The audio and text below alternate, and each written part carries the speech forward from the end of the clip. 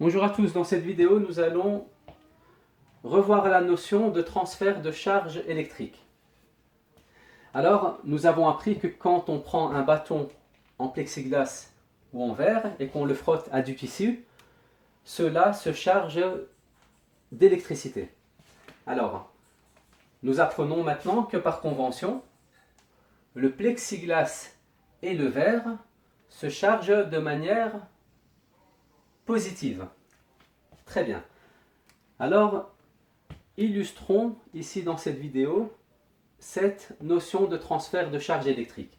Alors, prenons un bâton de verre et un morceau de tissu. Ceux-ci sont composés d'atomes. Alors, je vais représenter un atome de verre et un atome de tissu. Ces atomes-là sont symboliques, d'accord? Donc c'est vraiment symbolique, c'est pour mieux vous faire comprendre cette notion de transfert de charge électrique. Très bien. Alors disons ici que notre atome de verre est constitué d'un noyau qui est chargé de manière positive et qui contient par exemple 5 charges positives. S'il contient 5 charges positives, et nous savons qu'à la base, il est neutre, c'est-à-dire qu'il contient 5 charges négatives qui gravitent autour. Faisons le bilan de charge. Nous avons 5 charges positives et 5 charges négatives. Le bilan est bien 0. Donc, c'est-à-dire que ça nous montre bien que notre atome de verre, à la base, est neutre. Très bien. Faisons de même pour le tissu. Symboliquement, je vais le représenter par un noyau qui contient un nombre de charges différent que celui du verre. Par exemple, 7 charges positives. Donc, comme je l'ai expliqué, à la base, les atomes sont neutres. Donc, s'il contient 7 charges positives, il doit avoir 7 charges négatives pour être neutre. Vérifions-le avec un bilan de charge. Nous avons 7 charges positives et 7 charges négatives, ce qui nous fait bien 0, puisque une charge négative annule une charge positive. Donc nous avons bien affaire à un atome de tissu qui est neutre. Très bien. Donc ceci, c'est avant frottement. Ensuite, nous allons frotter le bâton de verre avec du tissu et nous avons appris que par convention, le plexiglas et le verre se chargent de manière positive. Alors, comment l'expliquer? En fait, c'est simplement que quand on frotte le bâton de verre avec du tissu, le tissu va arracher des électrons au bâton de verre. Alors, disons symboliquement ici qu'il va en arracher 2. Donc, le tissu va arracher 2 électrons du bâton de verre. Très bien. Alors, je les efface de ce côté pour les mettre de l'autre côté.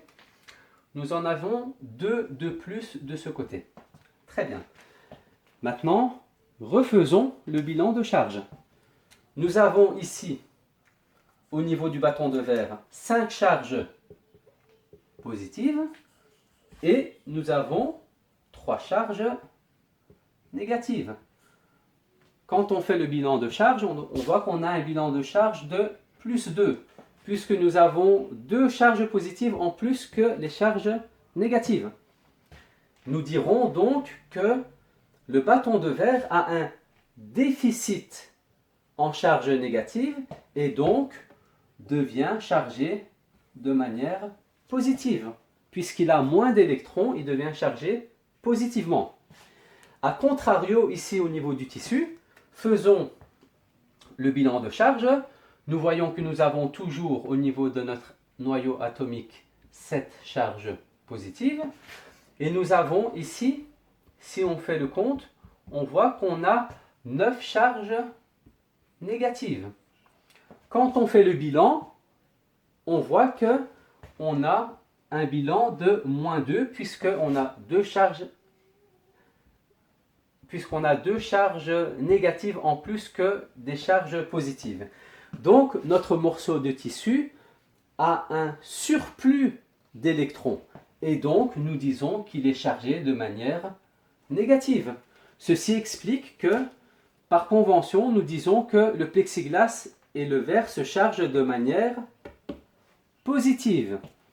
Alors, pour terminer, il faut savoir que la charge électrique totale se conserve, puisqu'on n'a pas de charges qui sont apparues ou qui ont disparu. Elles ont simplement été transférées. Donc ici, à la base, on avait 5 électrons. À la base, ici, on en avait 7. Donc 5 plus 7, ça fait 12. Alors que maintenant, on en a combien? Maintenant, on en a 3 ici. Et de l'autre côté, on en a 9. 3 plus 9, ça fait 12 charges négatives. Donc, on dit que la charge électrique totale se conserve.